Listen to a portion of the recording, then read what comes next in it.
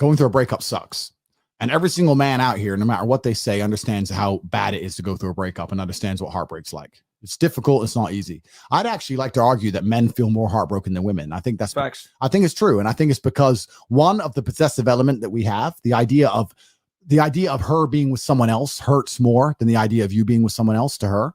And secondly, because you have a lot less options than she has instantly. So I think that breakups are worse for men than they are for women. And I understand how difficult and hard they can be.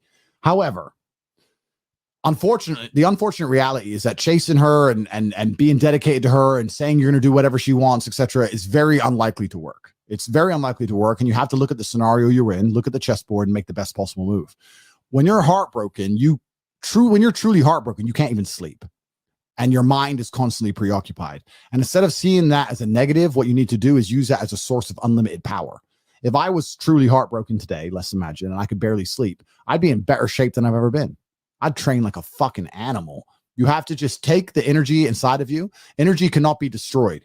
It can only be converted, whether it's heat into light or momentum into friction or however you want to put it, right? Energy cannot be destroyed. It can only be converted from one form to another.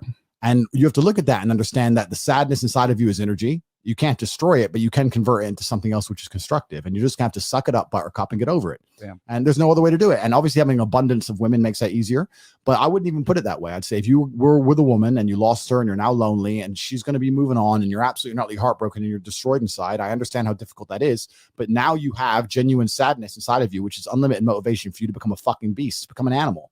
And by the time you're finished becoming an animal, you won't care anymore.